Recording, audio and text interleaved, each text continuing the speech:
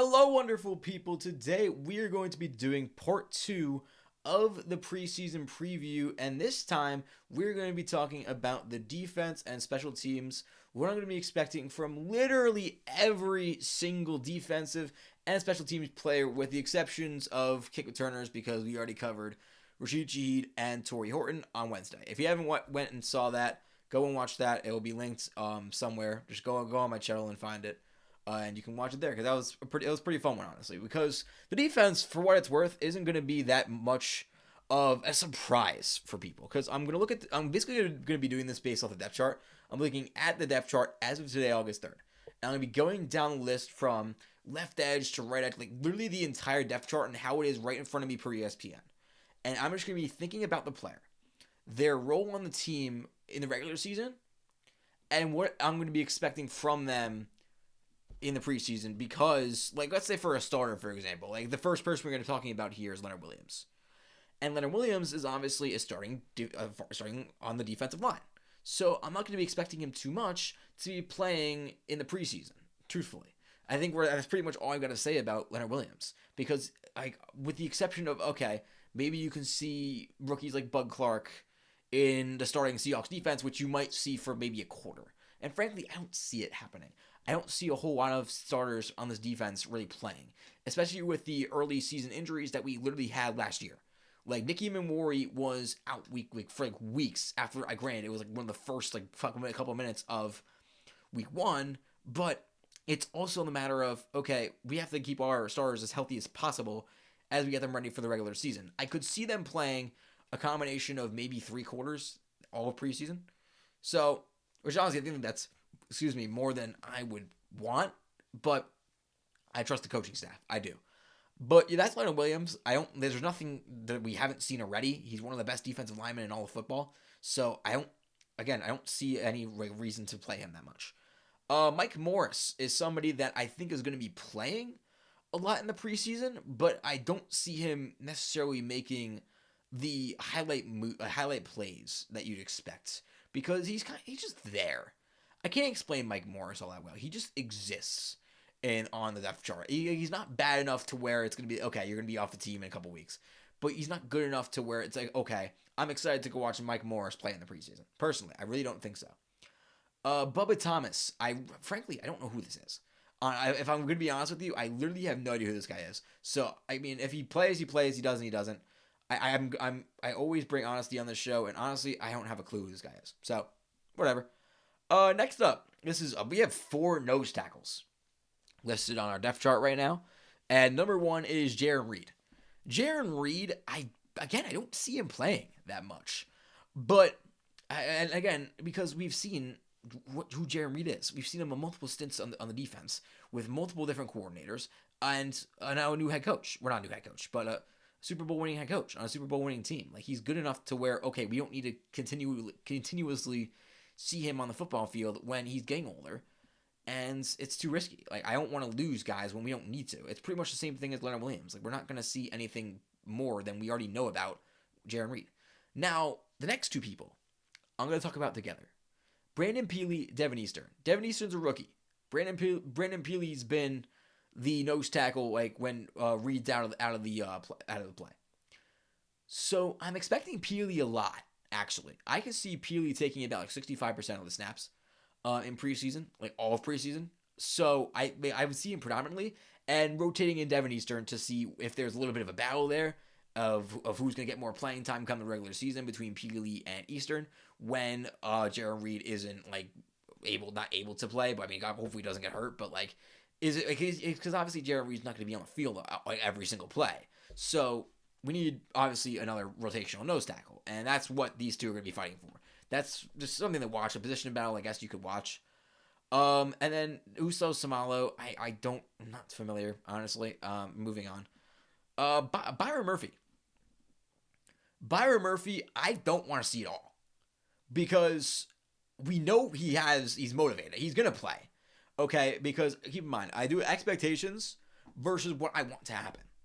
My expectations for him, he's going to play a little bit. I think he's going to play about the same time as Jarran Reed and Leonard Williams. I think they're going to pretty much be playing together on the starting lineup. They're not going to rotate some people, like as rotate, like the rotational people, like Mike Morris, for example, like, is he going to be lining up with Byron Murphy a lot? No, I don't think so. I think when Murphy's on the field, he's going to be with the starting lead line, and that's it. That's all I think of Murphy. I want to see him in the regular season, though. I don't want him getting hurt. He is way too valuable of a defensive lineman, to try and do too much with him in preseason. Riley Mills is somebody I want to see a lot of. Really, I do. Because I think I speak for a lot of Seahawks fans when I say that we've only seen the beginning of Riley Mills. This is his first healthy offseason in the NFL. Granted, he's a second-year player. But coming into week 1 last year, he was hurt. I think he fucked up his leg, if I remember correctly, at Notre Dame. So he wasn't healthy that last offseason. But now this offseason, what we're going through right now, he's healthy. Like, he's been playing. He's been doing well. So I want to see him a lot in preseason because I think he's another great rotational guy, and he's going to be a force when Murphy's not playing, or like you want to rotate him in with Big Cat, like whatever. I want versatility on this defense, so I'm more than happy to see where he'll line up. I'm interested to see what McDonald does with him because I think Mills can be really, really good. J.R. Singleton, same as Uso Samalo, not too familiar. Don't think he's going to do that much for us. But again, if he rotates and does well, all you can do is root for him. Tank Lawrence. This is another person that I don't see. Again, the D-line's not young, with the exception of Byron Murphy. The starting D-line for the Seahawks is not young. But what I'll say is Tank's going to want to play. He's the same as Big Cat. He's going to want to play. So what I want to happen is as minimal reps as possible. Give me like 1 or 2 quarters. Get out of there. That's it. We know you're good. You're ready to go. Let's go week 1. But for Tank, I think he's going to want to play more. I do. Him and Big Cat and Murphy for that matter. Jeremy, everybody that I've said so far is going to want to play more than I want them to. But whatever. I mean, it's part of the coaching staff. They have the analytics. I don't. I just think that if we see them a little bit, I think that's just enough to where, okay, we know what they're going to be like. They're not going to get hurt. The rust is off. They're making plays for a quarter or two, and that's it. They're ready to go. We've seen, what these guys can do in the Super Bowl. Hello? That brings us to Dante Fowler. Dante Fowler is somebody that also came from Dallas. This was this past offseason, though. McDonald seemed very high on him after minicamp. He said he was very excited about him. So, again, if he rotates with Tank Lawrence, it's somebody that he's already worked with in Dallas, and it's literally under the same coordinator. He knows Adam Dirty very well because, obviously, he came from Dallas. So, it could work out. And I want to see what Dante Fowler can do at this point of his career because who knows? If McDonald signs him, I'm trusting him. Seriously, I do. Again, he's not going to be a game wrecker, but if he can just come in and just piss people off when he's on the field, okay, we Tank Lawrence is off the field for this play. Oh, here comes his old Cowboy teammate Dante Fowler, and he comes and gets a sack against Brock Purdy, for example. Let's go. That's awesome. If that's all he does, it just gives you the occasional fuck you sack just out of nowhere, and I'm happy. That's a successful offseason signing for the Seahawks and John Schneider. Anything more than that's just a blessing. Jamie Sheriff and Jalen Gaines, I don't know who these people are, truthfully. These must be people that are UDFAs or we picked them up off waivers, whatever. I mean, I don't know who they are, truthfully. Maybe special teams people. Just hope they do well whenever they're on the field. Drake Thomas. Oh, I love Drake Thomas. This is one battle I'm looking forward to. Right guard's very interesting, but we already covered that on Wednesday. But one of the inside linebacker spot, we looking on the left side. Obviously, Ernest Jones is pretty much locked in on the right side, right? Pat O'Connell gets his reps every so often, but it's Ernest Jones. Drake Thomas and Tyrese Knight is a very interesting battle because obviously Thomas took the spot from him this past year, but apparently Tyrese Knight's been doing well in training camp. So, is there something to look out for there? I mean, iron sharpens iron and all that. So I'm all for it. We just paid Drake Thomas, I believe. So why not? I love competition on the team because it makes you better. And whoever's the better man that comes out of Knight and Thomas, I'm not going to root for one of them. I'm rooting for both of them to do practice as hard as they can and play as well as they can. So I'm expecting to see these two a lot. And Drake Thomas is a starter. He's probably the starter that I'm expecting to see a lot from this defense, the most this preseason. So that's somebody to watch. Inside linebacker, something to watch outside of Ernest Jones. Because, again, he's the forefront. He's the face of the linebacker core. That covers both Drake Thomas and Tyrese Knight. Chaz Surratt? Is it Surratt or Surratt? I don't remember. I go by like how Elijah Surratt pronounces his name, so I'll go with that. Elijah Surratt. Chaz Surratt. He's a special teams guy. Actually, I'm actually really sorry for pronouncing his name wrong because he actually is pretty solid on special teams. We just paid him for next year, so obviously he's on the team again this year. So it'd be cool to see him. Hopefully, make some good special teams plays. Ernest Jones, again, I just mentioned him. Don't want to see him that much, if at all. He's too valuable to lose, and we know how good he is. Pat O'Connell is somebody that I think we're going to see a lot of in preseason. He's a rotational guy. Speaking of those rotational people, with Ernest Jones, you have Pat O'Connell right behind him. He's going to take a lot of those reps in the preseason, being one of the inside linebackers for the Seahawks defense. Chris Paul Jr., same thing. He's going to be rotating in as well alongside Pat O'Connell. If there's a battle there, there's a battle there. I'm all for it. Like I said, iron sharpens iron. Joseph Vaughn, I have no idea who you are, but he's listed as a right inside linebacker, so cool. Uchenna Nwosu. Uchenna Nwosu, I could see a little bit of him playing. I want to see him and Derek Hall play. He's like those two are. I bet those are the three starters that I expect to see the most of. Drake Thomas, Derek Hall, Uchenna Nwosu. Because Nwosu and Hall are going to be competing for that strong side linebacker spot. So I want Derek Hall to kind of break that shell because I love Uchenna Nwosu. Don't get me wrong, but he's getting old. Business is business. We just paid Derek Hall. They're relatively cheap. We can get him in the starting lineup as fast as possible. Let's do it. But, again, let the better man win for the time being until Uchenna Nwosu inevitably leaves the Seahawks.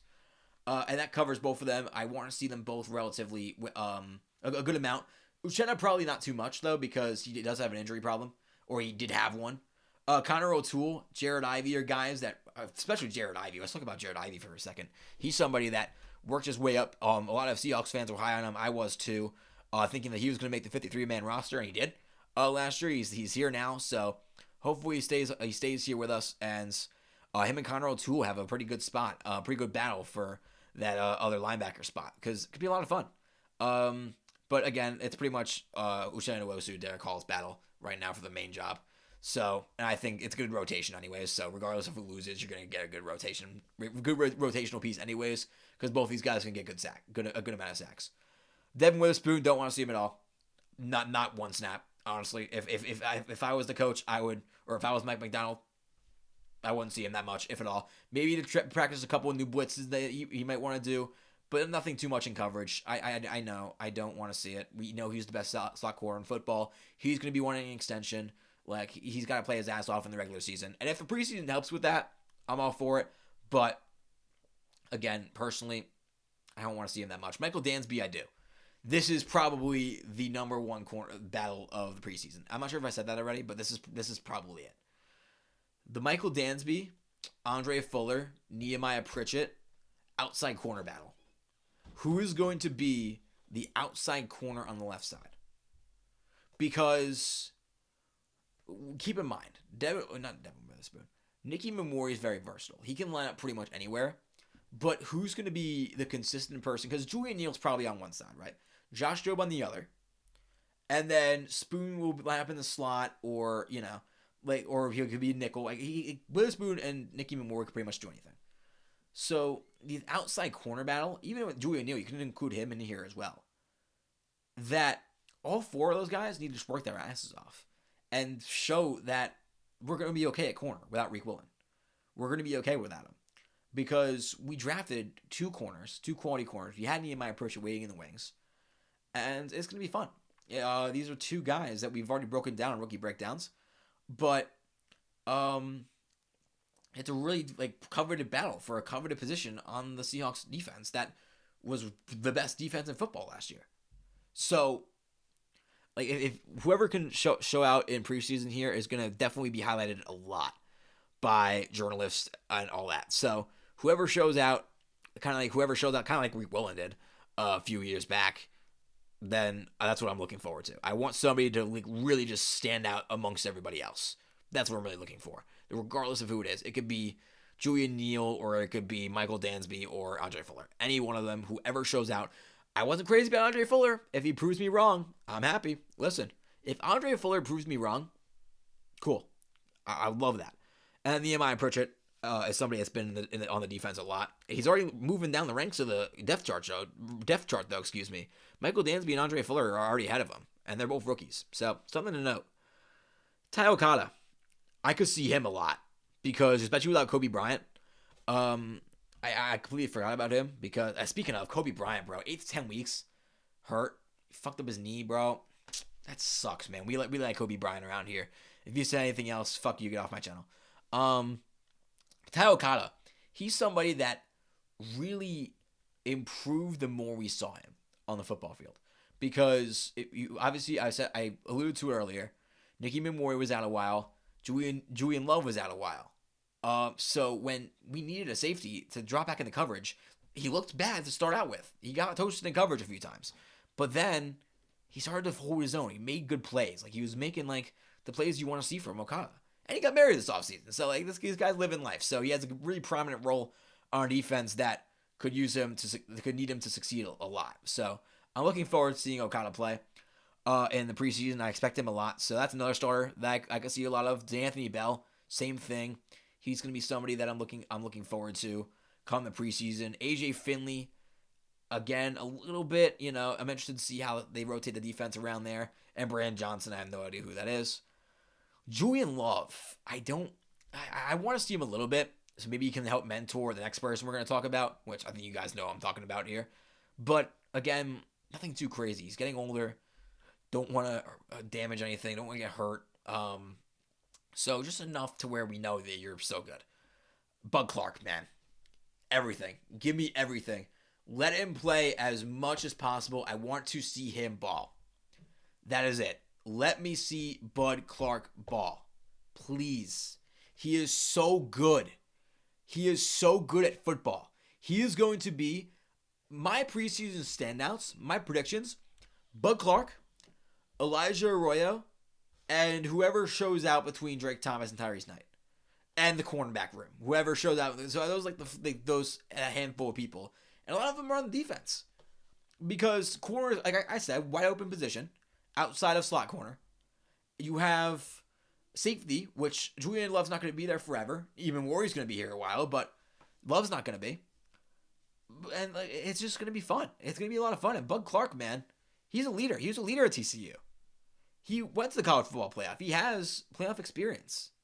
So, we went to the national championship. Who am I kidding? And that's it. You want championship experience on your team, and you want somebody that can do pretty much anything you ask him to. Bud Clark can do it all, guys. If you haven't seen my rookie breakdown, if there's one that you really should see, go and watch the Bud Clark one, because that one should just sell you on how good he is. Ronnie Thomas, he came from the Colts. I can see him a little bit rotating in, but nothing like where he'll move the depth chart up a little bit. Max and Hook, I don't know who you are. Ronnie Thomas, though, yeah, I could see him making some highlights, maybe like a diving pick or something. Could be cool. I'm looking forward to that. Josh Jobe, I could see a bit of because, listen, outside corner, you want those outside corner reps, especially with how questionable the position is coming out of the Super Bowl year. I could see them wanting to do a bit more of Josh Jobe. Julian Neal, I want to see a lot of as well alongside Bud Clark. The rookies, I want to see the rookies go crazy this preseason. All the rookies that on the defense you want to see, it's very important. Like the preseason is where you see the rookies shine. So looking forward to seeing Julian Neal ball. Shamar Jean-Charles, nothing really too much, if at all. Nicky Memori, I hope not that much. Oh, actually, no, I'm pretty sure he's on the PUP list. Yeah, I forgot he's on the PUP list. So he might not be playing preseason. Noah Igbenogany, I think that's how you say it, if I'm not mistaken. I think we got him from Washington. I want to see him at nickel more than I want to see Memori if he can even play in preseason. I would much rather have Nicky Memori wait until week 1 to play. So then, again, he's healthy for the first game of the season in the Super Bowl rematch. Special teams, again, it's Jason Myers and Michael Dixon, guys. Like, they're going to play. They're going to be kicking, punting, everything. So, whether they like it or not, they're going to be playing. But that's all I've got for you guys today. If you guys enjoyed, please drop a like, subscribe, do everything else. No video on Wednesday because I'm going to be away and I don't want to rush anything too much. I'm going to be live tweeting Hard Knocks though tomorrow. So follow me at Jonathan Falco with an underscore. So just so you can hear my thoughts on Hard Knocks. I'm also gonna be making a Instagram and TikTok video, just giving you guys my 5 takeaways from Hard Knocks episode 1, which is gonna be a lot of fun. I broke it down on Friday on the Jonathan Falco Show episode 10. So if you want to go see what my overall thoughts are on Hard Knocks, you can go and watch that as well. Got a lot of content over the past week on the channel, so a lot for you guys to go and watch. But that's all I've got for you guys for this video. Again, if you like the video, please like, subscribe, Spotify, drop a follow, leave a comment. It helps out a lot. But for that, I will see you guys in a week from now, when we're just getting so close to preseason. We will be less than 7 days away from preseason the next time I post a video on YouTube and Spotify. Let's go, Hawks. I'll see you guys in a week. Go Hawks.